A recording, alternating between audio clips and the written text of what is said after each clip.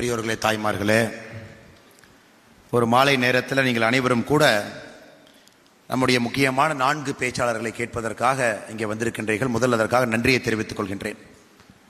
மேடையில் இருக்கக்கூடியவர்கள் எல்லோரும் நமக்கு ஏதோ ஒரு துறையில் அறிமுகமானவர்கள். குறிப்பாக நம்முடைய அண்ணன் ரங்கராஜ் பாண்டே அவர்களுக்கு அறிமுகமே தேவையில்லை. அவருடைய குரல் ஒரு மிக முக்கியமான ஒரு தேசியவாதியினுடைய குரல். தமிழகத்தில் எல்லா பிரச்சனையும் கூட நுணுக்கமாக அதை மிக சிறப்பாக சொல்லி அதனுடைய சாதக பாதகம், எல்லா அரசியல் கட்சியும் கூட அதனுடைய நிலைப்பாடு, அதையெல்லாம் தாண்டி மிக முக்கியமாக ரங்கராஜ் பாண்டே அவரிடம் எனக்கு பிடித்தது அடுத்து என்ன நடக்கப் போகிறது என்பது அவருடைய யூகம். இதெல்லாம் கூட அவருடைய தனிச்சிறப்பு என்று அவரும் கூட நம்முடைய கோவை மாநகருக்கு வந்திருக்கிறாங்க. ஸ்மார்ட் அவர்கள் ஏற்பாடு செய்திருக்கக்கூடிய ப்ரொஃபஷனல்ஸ் அண்ட் பாலிடிக்ஸ் நிகழ்ச்சிக்கு வந்திருக்கிறாங்க. முதல் அவருக்கு நான் நன்றியை தெரிவித்துக் கொள்கின்றேன். அதே போல மேடையின் மீது இருக்கக்கூடிய பத்ரி சேஷாத்ரி அவர்கள், நம்ம எல்லோருக்கும் அவரை பற்றி தெரியும். கிழக்கு பதிப்பகம் மிக முக்கியமான நூட்கள் எல்லாம் நமக்கு ஒரு பெரிய ஒரு அன்பு பரிசாக தொடர்ந்து கொடுக்க கொண்டிருக்கக்கூடிய நபர். சமீபத்தில் துரதிருஷ்டவசமான நிகழ்வுகள் அவருக்கு நடந்திருந்தாலும் கூட பழைய பத்ரி சேஷாத்ரியாக அவர் இருப்பது எனக்கு பெரும் மகிழ்ச்சி. அவர்களும் வந்திருக்கின்றார்கள். அவர்களுக்கும் இந்த நேரத்தில் என்னுடைய வணக்கத்தை தெரிவித்துக் கொள்கின்றேன். அதே போல நம்முடைய விளையாட்டில் ஆர்பி ரமேஷ் என்கின்ற பெயரை தொடர்ந்து அடிக்கடி கேட்டுக் கொண்டிருக்கின்றோம். துரோணாச்சாரியா விருது, பிரக்யானந்தா அவர்களை உருவாக்கிய ஒரு அற்புதமான ஒரு மனிதர், வெளிப்படையாக பேசக்கூடிய ஒரு நபர், அவரும் இன்று வந்திருக்கின்றார்கள். அவருக்கும் என்னுடைய வணக்கத்தை தெரிவித்துக் கொள்கின்றேன். பயோடெக்னாலஜிஸ்ட் முரளி அவர்கள் மிகச் சிறப்பாக சயின்ஸ் அண்ட் டெக்னாலஜி அவர் பேசி அந்த குறிப்புகள் எனக்கு கொடுத்தாங்க. எந்த அளவுக்கு சயின்ஸ் அண்ட் டெக்னாலஜி குறிப்பாக கடந்த 10 ஆண்டுகளில் ஒரு முன்னேற்ற பாதையில் சென்று கொண்டிருக்கிறது என்பதை குறித்திருக்கின்றார்கள். அவருக்கும் என்னுடைய வணக்கத்தை தெரிவித்துக் கொள்கின்றேன். அன்பு சகோதரி மீனா விஸ்வநாத் அவர்கள் நன்றி தெரிவித்து, ஸ்மார்ட் மீடியா பார்ட்னர் அது சம்பந்தமாக இங்கே வந்திருக்கக்கூடிய முத்துராமன் அவர்கள் எப்பொழுதும் கூட தேசியவாதியினுடைய குரலாக தமிழகத்தில் இந்தியாவில் தொடர்ந்து இருக்கக்கூடிய ஒரு மனிதர். அவருக்கும் என்னுடைய வணக்கத்தை தெரிவித்துக் கொள்கின்றேன். அன்பு சகோதர சகோதரிகளை, நான் பேசுகின்ற ஒரு வார்த்தையும் உன்னிப்பாக கவனிக்கப்படுகின்ற காரணத்தினால் நான் இந்த நிகழ்வில் கண்டிப்பாக அரசியல் பேச முடியாது. இங்கே நான் கோயம்புத்தூரினுடைய வேட்பாளராக வரவில்லை, பாரதிய ஜனதா கட்சியினுடைய மாநில தலைவர் அண்ணாமலையாக வந்திருக்கின்றேன். காரணம், அப்படித்தான் அனுமதி அவர்களுக்கு கிடைத்திருக்கு. அதனால் மேடையில் இருக்கக்கூடிய யாரையும் நான் சங்கடப்படுத்த விரும்பவில்லை. அதனால் நான் எந்த அரசியலும் கூட அதிகமாக அதை தொடாமல் இந்த சப்ஜெக்ட் என்ன, அதில் என்னுடைய கருத்துக்கள் என்ன இருக்கிறது என்பதை மட்டும் உங்கள் முன்னால் வைக்க விரும்புகின்றேன். காரணம், அண்ணாமலை என்கின்ற பெயரை போட்டவுடன் நீங்கள் பர்மிஷன் கூட கொடுக்கல. அதன் பிறகு ஸ்மார்ட் அவர்கள் ஹைகோர்ட்டுக்கு போனீங்களா, செஷன்ஸ்க்கு ஹைகோர்ட் பண்ணீங்க, சென்னை உயர்நீதிமன்றத்திற்கு சென்று இதற்கான அனுமதியை பெற்றுக்கொண்டு வந்தார். நானும் இந்த தேர்தல் நடத்தக்கூடிய அதிகாரிகிட்ட சொன்ன, இல்லை அவங்க என்னை அண்ணாமலையாக கூப்பிட்டிருக்கின்றார்கள், கோயம்புத்தூர் வேட்பாளராக கூப்பிடல. எல்லா இடத்துலையும் இதே மாதிரி நீங்கள் பார்த்தீங்கன்னா எந்த இடத்துலையும் நான் பேச முடியாமல் போயிடுவோம் 40 நாளைக்கு என்று சொன்ன பிறகு இந்த நிகழ்வுக்கு வந்திருக்கின்றேன். அன்பு சகோதர சகோதரிகளே, ப்ரொஃபஷனல்ஸ் இன் பாலிடிக்ஸ் இது காலத்தினுடைய கட்டாயம். It is a need of the hour. நாம் வேண்டாம் என்று நினைத்தாலும் கூட இது நடக்கப் போகின்ற ஒரு விஷயம். இன்னும் வேகமாக 2024 29 இன்னும் வேகமாக இது நடக்கும். காரணம், we live in a very complex world. நம்ம வாழக்கூடிய அந்த உலகம் என்பது அவ்வளவு எளிதான ஒரு உலகம் கிடையாதுங்க. ரொம்ப காம்ப்ளெக்ஸான ஒரு வேர்ல்ட். இது அமெரிக்காவில் பார்த்தீங்கன்னா குறிப்பாக அந்த ஸ்ட்ராட்டஜிஸ்ட் ஊக்கான ஒரு வார்த்தையை பயன்படுவாங்க, VUCA அப்படின்னு பயன்படுத்துவாங்க. Volatile, uncertainty, complex, ஆம்பிகுவிட்டி. ஸோ அந்த US ஸ்ட்ராட்டஜிஸ்ட் பார்த்தீங்கன்னா VUCA ஊக்கான்னு ஒரு வார்த்தையை போட்டுகிட்டே இருப்பாங்க. ஸோ எல்லா இஷ்யூவும் கூட இன்னைக்கு வாலட்டைலாக இருக்குது, அன்சர்டனாக இருக்குது, காம்ப்ளெக்ஸாக இருக்குது, ஆம்பிகுவிட்டியாக இருக்குது. அப்போ டெசிஷன் எடுக்கக்கூடிய மனிதர்கள் யாராக இருந்தாலும் கூட அந்த துறையினுடைய நிபுணர்களாக இருந்தால் மட்டும்தான் துல்லியமான முடிவுகள் எடுக்க முடியும். 20 years back the world was very general place. ரொம்ப ஜென்ரலான ஒரு வேர்ல்டுங்க. ஸோ எல்லோரும் எல்லா விதையும் செய்ய முடியும் என்பதை விட இவ்வளோ காம்ப்ளெக்சிட்டி அந்த உலகத்தில் இல்லைங்க. இன்னைக்கு ஸோ காம்ப்ளெக்ஸ். பாலிட்டிக்ஸும் காம்ப்ளெக்ஸ் ஆயிடுச்சுங்க, கவர்னன்ஸும் காம்ப்ளெக்ஸ் ஆயிடுச்சு. மேடையில் இருக்கக்கூடிய 5 மனிதர்கள் எடுத்துங்க. மீடியாவில் again complex, science and technology complex, மீடியாவில் இன்னொரு பரிமாணம் காம்ப்ளெக்ஸ், பப்ளிஷிங் அண்ட் ஆத்தராக இருக்காங்க அது காம்ப்ளெக்ஸ், ஸ்போர்ட்ஸ் காம்ப்ளெக்ஸ். இதில் ஒரு கேரக்டரை கொண்டு உட்கார வச்சுக்கிட்டு ரங்கராஜ் பாண்டே அவர்கள் பேசுறதை நீங்கள் பேசுங்க அப்படின்னா மேபி ஒரு ப்ரிப்பேர்ட் ஸ்பீச்சில் நீங்கள் சொல்லலாம். But the quality and depth of அனாலிசிஸில் பிரச்சனை இருக்கும். கண்டிப்பா நம்ம ரமேஷ் அவருடைய விஷயத்தை நம்மளால செய்யவே முடியாது, வாய்ப்பே கிடையாது. ஏன்னா செஸ்ஸுங்கிறது it's extremely technical and complex game. Science and technology பக்கம் கூட போக முடியாது. ப்ராபபிளி ரங்கராஜ் பாண்டே அவர்கள் ஜெனரலைஸ்டா தெரிஞ்சாலும் கூட வெளியிருந்து பார்க்கறதுக்கு எப்படி இருக்குனாங்க, ஒரு கிரிக்கெட் மேட்ச்ல வீட்டில இருந்து நம்ம கமெண்ட்ரி கொடுக்குற மாதிரி தான் இருக்கும். ஆனா ரங்கராஜ் பாண்டே அவர்கள் சேர்ல போய் உட்காரும் பொழுது தான் நமக்கு தெரியும், you need professional to do the work he is doing. அதுவும் பாலிடிக்ஸ். எனக்கு பாலிடிக்ஸ் ஒரு காலத்தில் பார்த்தீங்கன்னா 5-year பிளான் கிட்டத்தட்ட ஒரு அரசுக்கு தெரியும். காமன் மினிமம் ப்ரோக்ராம், பெருசாக நம்ம டேரிஃப் ஆர்டரை போடு, டேரிஃப் ஆர்டரை எடு, ஒரு இம்போர்ட் டியூட்டியை கட் பண்ணு, எல்லா காஸ்ட்டையும் பேலன்ஸ் பண்ணு, பெருசாக ரிஸ்க் எடுத்து ஒரு டெசிஷன் எடுக்காத, கொஞ்சம் இன்க்ரிமெண்டல் பாலிடிக்ஸ், இப்படி தாங்க அரசியல் ரொம்ப காலமாக இருந்துச்சு. அந்த மாதிரி அரசியலுக்கு நிச்சயமாக ஒரு ப்ரொஃபஷனல்ஸ் தேவையில்லை. காஸ்ட் அரித்மெட்டிக்கை சரியா பேலன்ஸ் பண்ணி இருக்கக்கூடிய தலைவர்கள் இருக்கும் வரை அரசியல் சாதிச்சுட்டே இருந்தாங்க. ஆனா குறிப்பா மோடிஜி அவர்கள் வந்த பிறகு ரிஃபார்ம்ஸ், பாத் பிரேக்கிங் ரிஃபார்ம்ஸ், அடுத்த 25 ஆண்டுகளுக்கான தொலைநோக்கு பார்வையோடு திட்டங்கள் அப்படின்னு வரும் பொழுது மோடிஜி பார்த்தீங்கன்னா ஒரு சின்ன ஷிஃப்ட் எடுத்தார், ஒரு கிளியர் ஷிஃப்ட் எடுத்தார். 2014 இருந்து யார் உன்னிப்பா மோடிஜியினுடைய கேபினெட்டை பார்க்குறோமோ அப்படியே ஒரு அஸ்வினி வைஷ்ணவ் அப்படியே கூட்டிட்டு வந்தார். ஏன்னா அடல் பிகாரி வாஜ்பேயி அவனுடைய பிரைம் மினிஸ்டர்ஸ் ஆஃபீஸில் ஒரு டைரக்டராக வேலை பார்த்துருக்காங்க. அதன் பிறகு ரிசைன்மெண்ட்டு வாட்டன் போனாங்க MBAக்கு. அதன் பிறகு ஒரு பிரைவேட் கம்பெனியில் வேலை பார்த்தாங்க. ஸோ இருந்தாலும் இவ்வளவு எக்ஸ்பீரியன்ஸ் இருந்தாலும் கூட மிக முக்கியமானது ஒரிசால அவர் கலெக்டராக இருந்த பொழுது, ஒரிசால வேறு வேறு அட்மினிஸ்ட்ரேட்டிவ் எபிலிட்டி இருந்த பொழுது அவர் செய்த வேலை, அது இன்னைக்கு அவருக்கு ஒரு பெரிய மைல் ஸ்டோன். அவரை கொண்டு வந்து ஒரு ப்ரொஃபஷனல் ஒரு டிபார்ட்மெண்ட்ல உட்கார வச்சாங்க. ராஜீவ் சந்திரசேகர்ஜி அப்படியே கூட்டிட்டு வந்து ஒரு ப்ரொஃபஷனல் டிபார்ட்மெண்ட் உட்கார வச்சாங்க. பியூஷ் கோயல் திரும்ப வந்து ஒரு ப்ரொஃபஷனல் டிபார்ட்மெண்ட் உட்கார வச்சாங்க. நிர்மலா சீதாராமன் அவர்கள் அவங்க திரும்ப ஒரு ப்ரொஃபஷனல் டிபார்ட்மெண்ட்ல உட்கார வச்சாங்க. பூபேந்தர் யாதவ்ஜி திரும்ப பார்த்தீங்கன்னா ஒரு காம்ப்ளெக்ஸ் என்விரான்மெண்ட் டிபார்ட்மெண்ட்ல வந்து உட்கார வச்சாங்க.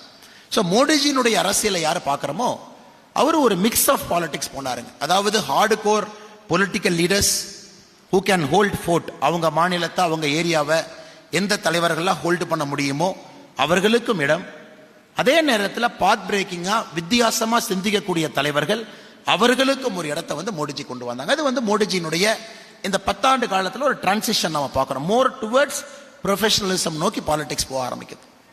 இரண்டாவது என்னுடைய கெஸ் பார்த்தீங்கன்னா 2024 to 2029 நானும் ஒரு காமன் மேனை எதிர்பார்க்கிறது, மோடிஜி வில் ஆக்சலரேட்டட் மோர்.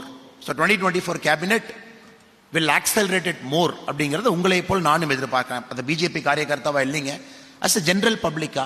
ஏன்னா மோடிஜியினுடைய திங்கிங் தெரியுது, மோடிஜியினுடைய விஷன் நமக்கு தெரியுது, மோடிஜி எதை நோக்கி போறாங்கன்னு தெரியுதுங்க. So 2024 cabinet will be more professionals. அதனால தான் இன்னைக்கு மோடிஜியினுடைய விருப்பம் ப்ரொஃபஷனல்ஸும் எலெக்ஷன்ல நின்று மக்கள் ஆதரவோட ஜெயிச்சுட்டு வரணும்னு விரும்புறாங்கன்னு நினைக்கிறாங்க. அதனால தான் நீங்க பாத்தீங்கன்னா இன்னைக்கு எல்லோருமே தேர்தல் களத்தில் போட்டி போடுறாங்க. ஆல்மோஸ்ட் எல்லாரும் யாருக்கெல்லாம் விருப்பம் இருக்கோ ஒரு சாய்ஸ் கொடுத்து சான்ஸ் கொடுத்து விருப்பம் இருக்கிறவங்க எல்லாம் நீங்க போய் போட்டி போடுங்க, ஒரு பப்ளிக் மேண்டேட்டோட வாங்க. ராஜீவ் சந்திரசேகர்ஜி ஒரு பக்கம் போட்டி போடுறாங்க, பியூஷ் கோயல்ஜி ஒரு பக்கம் போட்டி போடுறாங்க, பூபேந்தர் யாதவ்ஜி ஒரு பக்கம் போட்டி போடுறாங்க. இதெல்லாம் நம்ம பார்க்குறோம். So Indian politics has taken a definite shift towards professionals அப்படிங்கிறது மாற்று கருத்தல். இன்னைக்கு பார்ட்டிஸ் எப்படி அதை பார்க்க எல்லா பார்ட்டியும் எடுத்துங்க. தமிழ்நாட்டில் குறிப்பாக திராவிட முன்னேற்ற கழகமோ ஏடிஎம்கேவோ பிஜேபியோ இருக்கக்கூடிய எல்லா பார்ட்டி பார்த்தீங்கன்னா எல்லா பார்ட்டியுமே தன்னை ப்ரொஃபஷனலைஸ் பண்ண ஆரம்பிச்சிட்டாங்க. Because everybody knows the reading is on the wall. கிளியரா அந்த ரீடிங்கை பார்க்குறாங்க. Youngsters the determine the narrative. 25 வயசுலேருந்து 40 வயசுக்குள்ள தாங்க பொலிட்டிக்கல் நெரேட்டிவ் டிட்டர்மைன் ஆகுது. இது சரி, இது தப்பு. ஸோ யங்ஸ்டர்ஸ் நோக்கி பாலிடிக்ஸ் மூவ் ஆக ஆரம்பிச்சிருச்சு. இன்ஸ்டாகிராமை நோக்கி போயிட்டோம். ஃபேஸ்புக்கில் ஒரு காலத்தில் இருந்தவங்க, இன்னும் Twitter predominant tool of political கம்யூனிகேஷனாக இருந்தாலும் Instagram it is playing an out sized influence in political narrative setting. இப்போ உதாரணத்துக்கு பிஜேபி தமிழ்நாடு பார்த்தீங்கன்னா we run a start up cell. Start அப்காக வி ரன் அ செல், ஒரு ஸ்டார்ட் அப் செல் இருக்கு. Professionals we brought a person from இன்டெல்ல இருந்தவர், கிட்டத்தட்ட 30 patent holder came back, join the party, is running our start up cell. இந்த மாதிரி முடிஞ்ச வரைக்கும் ப்ரொஃபஷனல்ஸ் உள்ள வர்றது மட்டும் இல்லைங்க, பார்ட்டியினுடைய நரேட்டிவ் செட்டிங்கும் ஒரு ப்ரொஃபஷனல்ஸ் உள்ள கொண்டு வரோம். BJP we have a sports and youth development cell. அதில் பார்த்தீங்கன்னா இன்னைக்கு 9 ஒலிம்பியன்ஸ் இருக்காங்க. 9 ஒலிம்பியன்ஸ் ஆர் இந்த பிஜேபி ஸ்டார்ட் அப் செல். அவங்களுக்கு ஒரே ஒரு மேண்டேட் என்னன்னா, நீங்க பிஜேபி ஐடியாலஜி உங்கள்கிட்ட இருக்கட்டும், பட் நீங்க பிஜேபி பண்ற வேலையை நீங்க வெளியே போய் பண்ண வேண்டாம். You may not do a political meeting, You need not have a big BJP flag. You need not do a BJP kind of meeting. So நீங்கள் ஸ்போர்ட்ஸ் மட்டும் கையில் எடுத்து ப்ரொஃபஷனல்ஸாக கொண்டு போங்க. ஸோ அந்த செல்லுடைய மேண்டேட்டை பார்த்தீங்கன்னா professionals in a political party working with the mandate of Modiji's vision. எப்படி எல்லாம் இந்த ஸ்போர்ட்ஸை வந்து கிராஸ் ரூட்ஸ் எப்படி எடுத்துகிட்டு போகணும். இன்டர்நேஷனல் ஃபுட்பாலர் விஜயன் அவங்க இருக்கிறாங்க, ஆடம் சென்ட்லர் இருக்காங்க.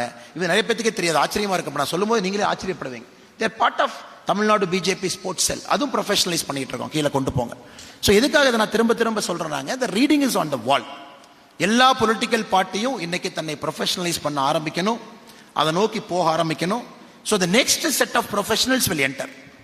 இப்போ குறிப்பாக அந்த 2024 எலெக்ஷன் இந்த ஒரு பிரேக்கிங் எலெக்ஷனுங்க அது. ஏன்னா இந்த எலெக்ஷன் வந்து நிறைய விஷயத்தை ஆக்சலரேட் பண்ணும், நிறைய ஃபால்ஸ் திங்ஸை பிரேக் பண்ணும். ஜாதி ஓட் பண்ணணும், 2 காம்பினேஷன் வந்து எப்போவுமே ஜெயிக்கும். குறிப்பாக ஒரு பர்டிகுலர் டெமோகிராஃபியில் பார்த்தீங்கன்னா இந்த காஸ்ட் இவங்க 3 பேர் சேர்ந்தாங்கன்னா ஜெயிப்பாங்க அப்படிங்கிறதெல்லாம் இந்த 2024 எலெக்ஷனில் உடையுங்க. It is more like a principled positive forward looking பாலிடிக்ஸாக இந்த 2024 எலெக்ஷன்ஸ் இருக்குங்கிற நம்பிக்கை நம்ம எல்லாருக்கும் இருக்கு.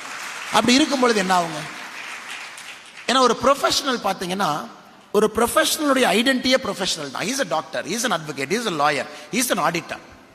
ஒரு ப்ரொஃபஷனலுடைய ஐடென்டிட்டி காஸ்ட் கிடையாது. Is not a cost guy. First காஸ்ட்டை போட மாட்டாங்க. பட் அன்பார்ச்சுனேட்டாக பாலிடிக்ஸில் காஸ்ட்டுங்கிற ஐடென்டிட்டி வந்தனால இத்தனை காலமாக ப்ரொஃபஷனல்ஸ்க்கு ஒரு பெரிய வாய்ப்பு இல்லாமல் இருந்துச்சு. இல்லை சார் நான் டாக்டராக இருங்க தம்பி, பட் என்ன ஜாதின்னு சொல்லுங்கள், அதை பார்த்து தான் நாங்கள் சீட் கொடுப்போம். உங்கள் ஜாதி மக்கள் எத்தனை பேர் இருக்காங்கன்னு சொல்லுங்கள், அப்போ தான் நாங்கள் சீட் கொடுப்போம். அதான் இத்தனை நாளாக நெரேட்டிவ். இல்லை சார் நான் ஆடிட்டர், நீங்கள் ஆடிட்டர் இருங்க தம்பி, நீங்கள் என்ன ஜாதின்னு சொல்லுங்கள், அதை பார்த்து நாங்கள் டிசைட் பண்ணுவோம். ஸோ இன்னைக்கும் அந்த பிரச்சனை தாங்க இருக்கு. Even now if you look at தமிழ்நாடுல 39 பார்லிமெண்ட் சீட்லையும் எல்லா பொலிட்டிக்கல் பார்ட்டியும் போட்டிருக்கக்கூடிய கேண்டிடேட் பார்த்தீங்கன்னா 99.99% அங்க இருக்கக்கூடிய டாமினன்ட் காஸ்டினுடைய கேண்டிடேட் தான் எல்லா பொலிட்டிக்கல் பார்ட்டி போட்டிருப்பாங்க. 99.99%. ஸோ இந்த நரேட்டிவ் பிரேக் ஆகும். It has to be broken. But எப்போ பிரேக் ஆகுனாங்க, சொசைட்டியும் ரெடியாக இருக்கணும், அந்த அளவுக்கு ப்ரொஃபஷனல்ஸும் உள்ள இருக்கணும். அந்த ப்ரொஃபஷனல்ஸ்க்கும் பார்ட்டி ஆப்பர்ச்சுனிட்டி கொடுத்து ஒரு பப்ளிக் சப்போர்ட்டை பில்ட் பண்ணியிருக்கணும், ஒரு ஃபேஸாக கொண்டு வந்திருக்கணும். 3-5 இயர் டைம் லைனில் அவங்க உள்ள வரணும். அவங்க இந்த காஸ்ட் காம்போசிஷன்லாம் தாண்டி அவங்களுடைய வேலையினால அவங்களுடைய செயல்திறனால ஜெயிக்கக்கூடிய தன்மை அவங்களுக்கு இருக்கணும். ஸோ அதனால்தான் next 5 years is going to be very crucial மோடிஜியினுடைய government. Because you will see lot of faces. அவங்க எல்லாம் இன்ஸ்பயர் பண்ணுவாங்க, நியூ செட் ஆஃப் லீடர்ஸை பாலிடிக்ஸ்குள்ள கொண்டு வர போறாங்க. இத்தனை நாளா யாரெல்லாம் ஒதுங்கி இருந்தாங்க, politics is not for me, எனக்கு பாலிடிக்ஸே வேண்டான்னு யார் ஒதுங்கி இருந்தாங்க, அவங்க எல்லாரும் உள்ள வர ஆரம்பிப்பாங்க. இதுக்கு 1860 Abraham Lincoln Republican nomination. Abraham லிங்கனோட பார்த்தீங்கன்னா 5 பேர் போட்டி போட்டாங்க. ரிபப்ளிகன் நாமினேஷன் 5 பேர் சண்டை போட்டாங்க. ஸோ ஒருத்தர் மட்டும்தான் ரிபப்ளிகன் கேண்டிடேட்டா நாமினேட் ஆக முடியும். அந்த 5 பேர்த்துல பார்த்தீங்கன்னா அப்ரஹாம் லிங்கன் ஜெயிக்கிறார். அதன் பிறகு அப்ரஹாம் லிங்கன் அமெரிக்கன் பிரசிடென்ட் ஆகிறார். ஸோ லிங்கன் என்ன பண்றாருங்க, அவர் ஃபர்ஸ்ட் கேபினெட்ல அவரு கூட யாரெல்லாம் போட்டி போட்டாங்களோ எல்லாத்தையும் கேபினெட்டுக்குள்ள கொண்டு வர்றாங்க. ஸோ அந்த கேபினெட் பேரே டீம் ஆஃப் ரைவல்ஸ். ஒரு நல்ல ஒரு புத்தகம் இருக்கு, அரசியல் இன்ட்ரெஸ்ட் இருக்கிறவங்க அந்த புத்தகம் படிக்கலாம். புக்கு பேரே team of rivals by Doris Goodwin ஒரு புக்கு. 4 பேருக்கு என்ன பொசிஷன் கொடுக்குறாருங்க, செக்ரட்டரி ஆஃப் வார் ஒருத்தருக்கு. இவங்களோட சண்டை போட்டாங்க நாமினேஷன்ல. Secretary of war, secretary of treasure, attorney general, secretary of state. So இவர் வந்து பிரசிடென்ட். நாமினேஷன்ல இவரு கூட யாரெல்லாம் நிக்கிறாங்களோ 4 பேர்த்தையும் கேபினெட்டுக்குள்ள கொண்டு வந்து 4 பேருக்கும் 4 மோஸ்ட் இம்பார்ட்டன்ட் திங்ஸ் கொடுக்குறாங்க. ஏன்னா 1860 அப்ரஹாம் லிங்கனுடைய கேபினெட் பார்த்தீங்கன்னா எப்படி இருக்குன்னா, ப்ரொஃபஷனல்ஸ் குவாலிஃபிகேஷன் கிரைட்டீரியா. என்னை எதிர்த்து போட்டியிட்டாங்க என்கின்ற ஒரே காரணத்திற்காக அவங்கள ஒரு நிராகரிக்கல், எபிலிட்டி கேப்பபிலிட்டி கொண்டு வந்தாங்க. இது ஒபாமா பார்த்தோம், ஹிலரி கிளின்டனை கொண்டு வந்தாங்க, செக்ரட்டரி ஆஃப் ஸ்டேட்டா வச்சாங்க. கர்ம வீரர் காமராஜர் ஐயாவை தமிழ்நாட்டில் பார்த்தோம். ஏன்னா அவருக்கு எதிராக போட்டியிட்ட சி சுப்பிரமணிய ஐயா எஸ் ப்ரொஃபஷனல், தரோ ப்ரொஃபஷனல், அவரை கொண்டு வந்து கேபினெட்ல வச்சாங்க. ஸோ இந்தியாவில் இது நடந்திருக்கு, உலகத்திலும் இது நடந்திருக்கு. அதாவது ஒரு டிஸ்கஷன் அக்ரிமோனியஸா இருக்கலாம், எலெக்ஷன் ப்ராசஸ் அக்ரிமோனியஸா இருக்கலாம், வேட்பாளர்கள் ஒருத்தர் சண்டை போட்டுக்கலாம். ஆனால் ஒரு நாட்டை கவர்ன் பண்றதுக்கு who is the best person to be in that cabinet அப்படிங்கிறது இதற்கு முன்பும் நாம் பார்த்திருக்கின்றோம். அது வருகின்ற காலத்திலும் நடக்கும் என்கின்ற பெரிய நம்பிக்கை இருக்கு. எதுக்கு இது சொல்றாங்க, இது இன்னைக்கு பெரிய டாபிக் இல்லைங்க. இதற்கு முன்பே கூட அது நடந்திருக்கு. இது என்னுடைய இரண்டாவது கருத்தாக உங்கள் முன்னால் நான் வைக்க விரும்புகின்றேன். நான் இன்னைக்கு ஒரு அரசியல் கட்சியை சார்ந்திருந்தாலும் கூட நானும் அதை எதிர்நோக்கி காத்திருக்கின்றேன். இன்னும் ஒரு 10 வருஷம், இன்னும் ஒரு 15 வருஷத்துல, மேபி 10 இயர்ஸ்ல நீங்க டிஎம்கே வாருங்க, ஏடிஎம்கே வாருங்க, பிஜேபி வாருங்க, but whoever gets the mandate, if you think somebody is very superior in the opposite party, invite him to the cabinet. அது எந்த தப்பும் கிடையாது, அது எந்த தப்பும் கிடையாது. ஏன்னா அது எந்த தப்பு இல்லை அப்படிங்கிறது என்னுடைய தனிப்பட்ட கருத்து. ஏன்னா நம்ம அண்ணாமலை என்கின்ற உங்களை போன்ற ஒரு குடிமகனுடைய கருத்து, there is nothing wrong. ஏன்னா ப்ரொஃபஷனல்ஸ்னு வந்ததுக்கு அப்புறம் திரும்ப ஒரு ஹார்டு கோர் ஐடியாலஜிக்கல் ஸ்டாண்ட் எடுத்தீங்கன்னா எடுக்கணும், கவர்னன்ஸ்ல எடுக்கணும், எல்லா இடத்துலையும் எடுக்கணும், but you cannot take it all the time. அடுத்து மூன்றாவது ஒரு விஷயத்தை உங்கள் முன்னால் வைக்க வேண்டும் என்பது என்னுடைய அன்பார்ந்த ஒரு வேண்டுகோளும் கூட. நீங்க அதை கவனத்தில் எடுத்துக்கொள்ள வேண்டும் என்பது என்னுடைய அன்பார்ந்த வேண்டுகோள். இன்னைக்கு ப்ரொஃபஷனல்ஸ் பார்த்தீங்கன்னா நிறைய பேர் பாலிடிக்ஸ்னா ஒரு கமெண்டேட்டிங் ஸ்டேஜில் மட்டும் இருக்காங்க. ஒரு கமெண்ட்ரி, இது சரி, இது தப்பு, இதே அப்படி பண்ணிருக்கலாம், இதே அப்படி பண்ணிருக்கலாம். ஆனால் இன்னைக்கு ஒரு ப்ரொஃபஷனல்ஸ் பாலிடிக்ஸ்குள்ள வர்ற முதல் ஸ்டெப் பார்த்தீங்கன்னா they got to get their skin in the game. கொஞ்சம் அவங்க எலக்ட்ரல் பாலிடிக்ஸ் ஸ்பேஸ்க்குள்ள கொஞ்சமாச்சு கிரவுண்டுக்கு வரணும். அது வெரி இம்பார்ட்டன்ட். ஏன்னா நேரடியாக நான் ஒரு கட்சியில் ஜாயின் பண்ணுவேன், ஒரு பொறுப்பு வாங்குவேன், நான் செய்வேன் அப்படின்னு சொல்றதை விட ஒரு கட்சியினுடைய அடிமட்டத்தில் ஏதோ ஒரு இடத்துல நீங்க வேலை பார்க்க ஆரம்பிக்கணும். உங்க ஏரியாவில் இருக்கக்கூடிய ஒரு பூத்தா இருக்கலாம், உங்க ஏரியாவில் இருக்கக்கூடிய பார்ட்டி ஆக்டிவிட்டியா இருக்கலாம். ஏன்னா இது வெரி இம்பார்ட்டன்ட். ஒரு ப்ரொஃபஷனலுக்கு பெரிய பிரச்சனையே, if you come directly at the top, lot of people feel threatened. இது என்னுடைய அனுபவத்தில், நிறைய பேர் அனுபவத்தில் நான் சொல்றது, எப்பொழுதுமே ஒரு பார்ட்டிக்குள்ள வரும் பொழுது, ஏன்னா பார்ட்டிக்கு நிறைய இடத்துல சாய்ஸ் இல்லை, நேராக சில பேர்த்த கொண்டு வந்து ஆகணும். But anybody is having a political aspiration as a professional. Party உங்களுக்கு பிடிச்ச பார்ட்டியை பாருங்க, விச் பார்ட்டி யூ லவ். அந்த பார்ட்டியினுடைய உங்க ஏரியா பக்கத்தில் இருக்கிற ஒரு ஆக்டிவிட்டியில் போய் ஜாயின் பண்ணுங்க, அந்த ஆக்டிவிட்டியில் இன்வால்வ் ஆகும், கொஞ்சம் உங்களை ஐடென்டிஃபை பண்ணிக்க. ஏன்னா உங்களுடைய ஃபாஸ்டர் growth அந்த பொலிட்டிக்கல் பார்ட்டியில் இருக்கணும், இருக்க வேண்டும், அது வேகமா நடக்கணும். நீங்க விருப்பப்பட்டா கீழே போய் டிஸ்கம்ஃபர்ட்டா இருக்கும். நீங்க ஒரு பெரிய ஆளா இருக்கலாம், நீங்க ஒரு பெரிய சாம்பியனா இருக்கலாம், உங்களுக்கு ஒரு பெரிய ரோல் அண்ட் ரெஸ்பான்சிபிலிட்டி கம்பெனியில் இருக்கலாம், சொசைட்டியில் உங்களுக்கு ஒரு ஸ்டாண்டிங் இருக்கலாம். ஆனா ஒரு பொலிட்டிக்கல் பார்ட்டிக்குள்ள நீங்க என்டர் ஆயிட்டீங்கன்னா you are one among the many. அந்த பொலிட்டிக்கல் பார்ட்டியில் இருக்கக்கூடிய ஆயிரக்கணக்கான தொண்டர்கள்ல நாமும் ஒருத்தர். அந்த டிஸ்கம்ஃபர்ட்டை நீங்க ஃபேஸ் பண்ணணும் அப்படிங்கிறது என்னுடைய அன்பார்ந்த வேண்டுகோள். ஏன்னா the professionals in politicsல very very important is how you face discomfort. How you face discomfort. அதனால தான் நிறைய ப்ரொஃபஷனல்ஸ் வந்துட்டு கிளம்பிடுவாங்க. எதுக்காக இந்த பாயிண்ட் நான் சொல்றேனாங்க, ப்ரொஃபஷனல்ஸ் இன் பாலிடிக்ஸ் சஸ்டெயின் பண்றது more important than entering. Enter ஆயிரலாம், but sustaining is very important. Sustain ஆக முடியாது. காரணம், you might lose an election, or your party will lose an election, or you will be in perpetually in the opposition party for 10 years. அப்போ உங்களுக்கு என்ன motivation? ஏன் இங்க இருக்கணும்னு நினைப்பீங்க? ஐயோ இந்த டைம்க்கு நம்ம இங்க போலாமே, நம்ம இந்த டைம் இங்க கொடுக்கலாமே, இந்த டைம் நம்ம ப்ரொஃபஷனுக்கு கொடுக்கலாமே. அதை அவாய்ட் பண்ணி ஒரு ஐடியாலஜிக்கல் கிரவுண்டிங்கோட நீங்க வந்து லாங் டேர்ம் அப்ரோச்சில் ஒரு பார்ட்டி ஒரு ஐடியாலஜியோட நீங்க இருக்கணும்னு விருப்பப்பட்டீங்கன்னா கீழே இருந்து ஆரம்பி. அந்த டிஸ்கம்ஃபர்ட் அங்கேயே உங்களுக்கு வரும். இப்போ பார்த்தீங்கன்னா நிறைய retired police officers, retired judges நம்ம கட்சியில் இருக்கிறாங்க, ரிட்டையர்ட் ஐஏஎஸ் ஆஃபீஸர்ஸ், ரிட்டையர்ட் பெரிய ஐபிஎஸ் ஆஃபீஸர்ஸ் நிறைய இருக்கிறாங்க. ஸோ நாங்கள் we have to take that extra care to make sure they are comfortable. நீங்கள் நல்லா இருக்கீங்களா, எல்லாம் மரியாதை நடத்துகிறாங்களா, நீங்கள் ஒரு டிஸ்ட்ரிக்ட் மீட்டிங் போனால் சேர் ஒழுக்கமாக போடுறாங்களா, உங்களை ப்ராப்பராக இன்ட்ரடியூஸ் பண்ணுறாங்களா. பட் டிஸ்ட்ரிக்டில் இருக்கிறவங்களுக்கு எல்லாருமே சேம் தான். Probably there is first among equals. அது நம்ம பிஜேபி மாதிரி கட்சியில் பார்த்தீங்கன்னா it is a cadre driven party. So nobody is a super star. அது யாராக இருந்தாலும் கூட எல்லாரும் equal, but there could be first among equals, but everybody is equal. இந்த கட்சியினுடைய அடிப்படை சித்தாந்தம். அது என்ன ஆகுதுன்னாங்க, lot of people feel not okay. இல்லைங்க இப்படி ஆயிடுச்சு, என்னை இன்சல்ட் பண்ணிட்டாங்க, நான் ப்ரொஃபஷனில் எப்படி நல்லா பண்ணேன், இப்படி பண்ணிட்டாங்களே. அதனால் இங்கே இருக்கக்கூடிய youngsters, if you think you are cut out for a career in politics, probably you might consider after achieving something in your professional life by 35, 40, 45 you might try to enter politics ன்னு நினைச்சீங்கன்னா ஒரு ordinary மெம்பரா ஒரு கட்சியில ஒரு 5-6 வருஷம் அப்படியே செயல் பண்ண ஆரம்பிங்க. just go to a booth committee meeting, sit there, be one among the crowd, sit somewhere, அப்படியே கொஞ்சம் கொஞ்சமாக உங்கள் கெரியரும் ப்ரோக்ரஸ் ஆகும். The moment you decide you want to get fully involved in the party, that is the time to join the party and come and sit in the stage. ஏன்னா டைரக்டா ஸ்டேஜுக்கு வரும் பொழுது you will get into a lot of discomfort. இதனுடைய மூன்றாவது கருத்தாக வைக்க வேண்டும் என்கின்ற ஆசை. ஏன்னா இது ரொம்ப முக்கியமான கருத்து. ஏன்னா நிறைய ப்ரொஃபஷனல்ஸ் இப்போ நாம் உள்ள கொண்டு வந்து அவங்களை அப்படியே ஸ்மூதன் பண்ணி கொண்டு போயிட்டு இருக்கோம். இந்த 3 விஷயங்கள் உங்களுக்கு வைத்து விட்டு அதே நேரத்தில் ப்ரொஃபஷனல்ஸ் வரும் பொழுது என்னெல்லாம் அவங்களால சாதிக்க முடியுது. எனக்கு ஜெய்சங்கர் அவங்க பாருங்க, is a very thorough professional. முழு service, Indian foreign service, foreign secretary, அவருடைய தந்தையே ஒரு மிகப்பெரிய ஒரு ஸ்ட்ராட்டஜிஸ்ட். அதன் பிறகு டாடா குரூப் ஆஃப் கம்பெனிஸ்ல கொஞ்ச நாள் எக்ஸ்போஷர், குளோபல் ரோல்ஸ். அதன் பிறகு இன்னைக்கு நம்முடைய மோடிஜி கேபினெட்ல ஃபாரின் மினிஸ்டரா இருக்காங்க. இன்னைக்கு நிச்சயமாக நாம் சொல்ல முடியும், ஜெய்சங்கர்ஜி அவர்கள் நம்முடைய மோடிஜி கேபினெட்ல இருக்கும் பொழுது நிச்சயமாக அவருடைய ஃபோக்கஸ்ட் அப்ரோச் வந்த பிறகு ஃபாரின் பாலிசியில இந்தியாவிற்கு ஒரு தனித்தன்மை இருக்குது அப்படிங்கிறத யாரும் மாத்திக்க முடியாது.